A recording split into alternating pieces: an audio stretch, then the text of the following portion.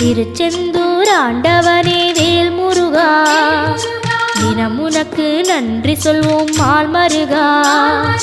திருவடியில் தவம் இருப்போம் திருமுருகா, தீப்பெழுது நலமெனவே வடிவழகா.